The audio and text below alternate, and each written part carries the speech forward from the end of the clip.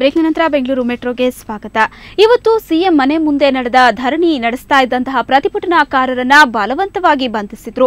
ದೊರೆಯ ಮನೆ ಮುಂದೆಯೇ ದೌರ್ಜನ್ಯ ನಡೆದ್ರು. ಅಧಿಕಾರಿಗಳು ಮಾತ್ರ ಮೂಕ ಪ್ರೇಕ್ಷಕರಾಗಿದ್ರು.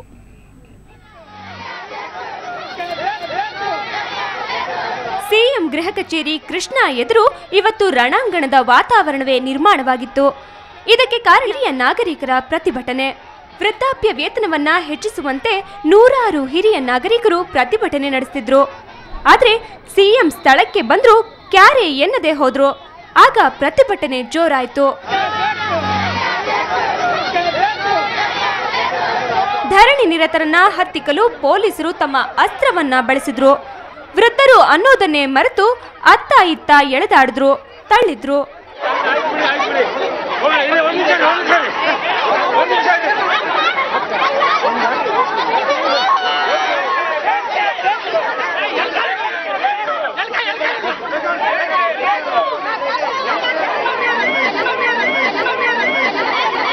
ಕುರಿಗಳಂತೆ ಈ ವೃದ್ಧರನ್ನ ಪೊಲೀಸರು ತಮ್ಮ ವಾಹನದಲ್ಲಿ ತುಂಬಿದ್ರು.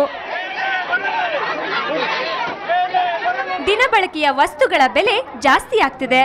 ನಮ್ಗೆ ಕೊಡ್ತಿರೋ ಪಿಂಚಣಿಯನ್ನ 400 ರೂಗಳಿಂದ 1500 ರೂಗಳಿಗೆ ಹೆಚ್ಚಿಸಿ, ಇಷ್ಟೇ ಇವರ ಬೇಡಿಕೆ. ಆದ್ರೆ ಪೊಲೀಸರು ಇವರನ್ನ ನಡೆಸಿಕೊಂಡ ರೀತಿ ಮಾತ್ರ ಅಮಾನವೀಯ. ಇಷ್ಟಾದ್ರೂ ಸ್ಥಳಕ್ಕೆ ಆಗಮಿಸಿದ ಸಚಿವ ಸೋಮಣ್ಣ ಬೇಡಿಕೆ ಪರಿಶೀಲಿಸುವ ಭರವಸೆ ನೀಡಿದ್ರು. ಸಾಮಾನ್ಯ ಜನರಲ್ಲಿ ಬಂದಿರತಕ್ಕಂಥ ಒಂದು ನಂಬಿಕೆಗೆ ಯಡಿಯೂರಪ್ಪ ಪಾತ್ರರಾಗಿದ್ದಾರೆ. ಆದ್ದರಿಂದ ಅವೆಲ್ಲ ಜನ ಕೇಳ್ತಾ ಇದ್ದಾರೆ. ಅವ್ರ ಹಸಿವಿದೆ, ಅದನ್ನು ನೀಗಿಸ್ತಕ್ಕಂಥ ಅದಕ್ಕೆ ಅವರು ಕೇಳಿದ್ದಾರೆ. ನಾಳೆ ನಡೆದ ಒಂದು ಸಭೆ ಮಾಡಿ ಅದಕ್ಕೆ ಯಾವ ರೀತಿ ಏನು ಅಂತ ನಾನು ಯೋಚನೆ ಮಾಡಿ ತದನಂತರ ಮುಖ್ಯಮಂತ್ರಿಗೆ ತಿಳಿಸ್ತೀನಿ. ಒಟ್ನಲ್ಲಿ ವೃದ್ಧಾಪ್ಯರು ತಮ್ಮ ಪಿಂಚಣಿಗಾಗಿ ರಾಜ್ಯದ ದೊರೆಯನ್ನ ಸೆಳೆಯಲು ಬಳಸಿದ ಧರಣಿ ಅಸ್ತ್ರ ಪೊಲೀಸರ ಅಸ್ತ್ರದ ಮುಂದೆ ಮಂಕಾಗಿ ಹೋಯಿತು.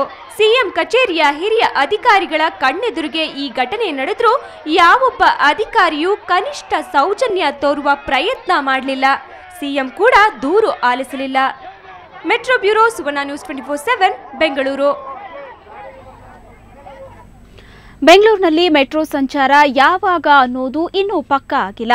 ಇದರ ಮಧ್ಯೆಯೇ ಮೊದಲ ಮೆಟ್ರೋ ರೈಲನ್ನ ಬಿಇಎಂಎಲ್ ಸಂಸ್ಥೆ ಮೆಟ್ರೋಗೆ ಹಸ್ತಾಂತರಿಸಿದೆ. ಸ್ವದೇಶಿ ನೆಲದಲ್ಲಿ ನಿರ್ಮಿಸಿದ ಮೊದಲ ಮೆಟ್ರೋ ರೈಲದು.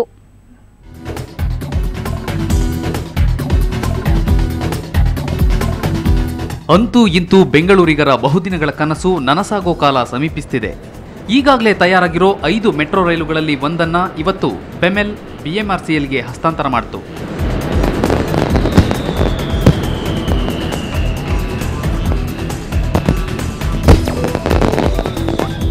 ಬೆಮೆಲ್ ವ್ಯವಸ್ಥಾಪಕ ನಿರ್ದೇಶಕ ವಿಆರ್ಎಸ್ ನಟರಾಜನ್ ಮೆಟ್ರೋ ವ್ಯವಸ್ಥಾಪಕ ನಿರ್ದೇಶಕ ಎನ್ ಶಿವಶೈಲಂ ಅವರಿಗೆ 3 ಬೋಗಿಗಳಿರೋ ರೈಲನ್ನು ಹಸ್ತಾಂತರಿಸಿದರು.